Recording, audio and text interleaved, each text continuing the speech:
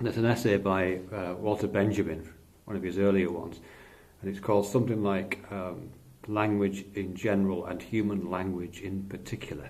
I can't remember much about it, if I'm honest, but I love the title of that essay, Language in General and Human Language in Particular.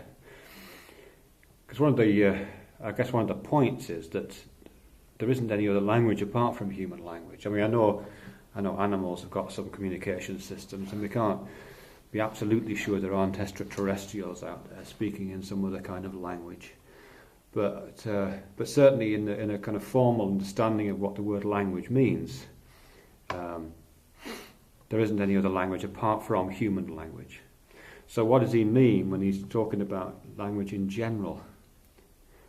I mean, it's certainly one of the things that I think is really useful in identifying that is that even though there isn't such a thing as there isn't another. Not only is there not another language apart from human language, there isn't a language in general.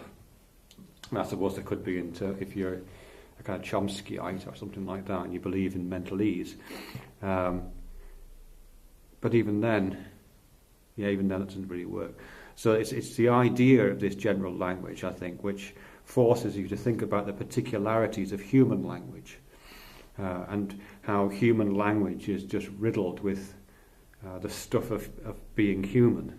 You know, all the desires and anxieties and fears and affections, and also things like power structures. You know, how the genders relate, how individuals relate to groups, how we interact with the natural world.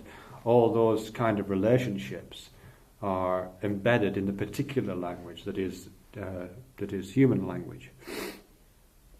And there are a lot of universals across the different various varieties of human language. Lots and lots of things are in common. Human language contains nouns which reflect the human sensorium's relation to the world and how it creates these things we call objects. Human language contains verbs which illustrates the way in which humans occupy time. Because verbs narrate change and action over time. So lots of the particularities of what a human being is are captured in the particularities of human language. I guess I have this fantasy of in a million years' time when the humans are wiped off the face of the earth, of some alien civilization coming down, and the only thing they find of us is some recordings of our language, or maybe some books about grammar, and that's all that's left. But from those written particular descriptions, not because of the content, but just the form of human language itself, you could probably reconstruct an awful lot about what it is to be human, about what kind of senses we had, about what kinds of relations we have to the natural world, including our understanding of something that we call the natural world, as well as the details I talked about earlier on to do with desires and passions and so on.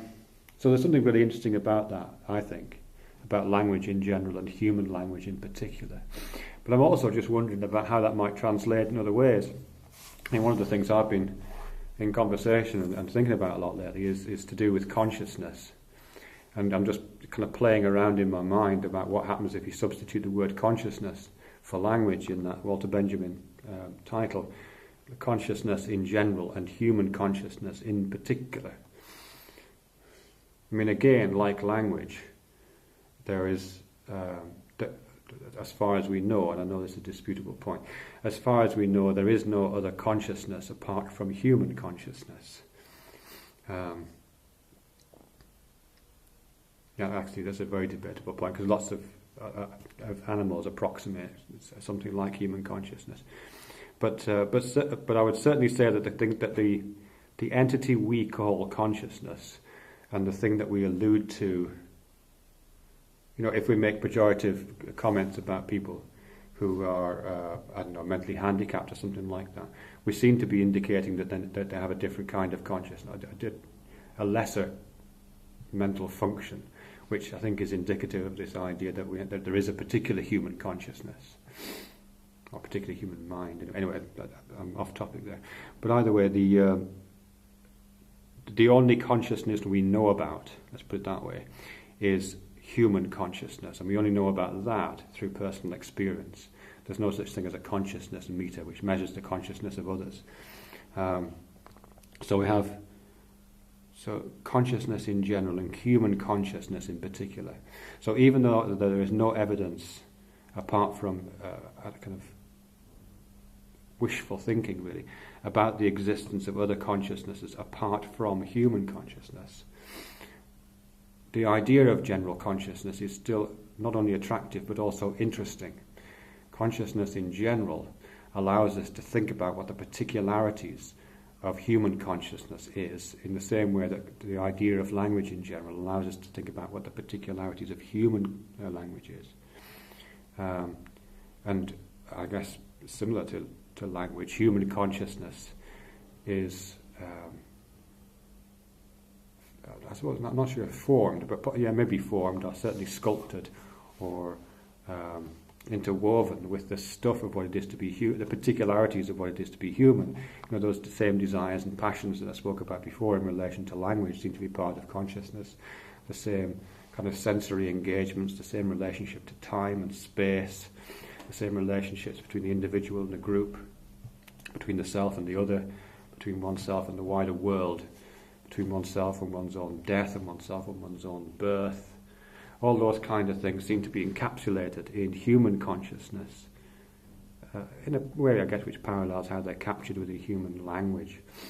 And that particularity of human consciousness only becomes available if you contrast it to the idea of a general consciousness, which is unmarked with those traits. I don't think such a consciousness exists.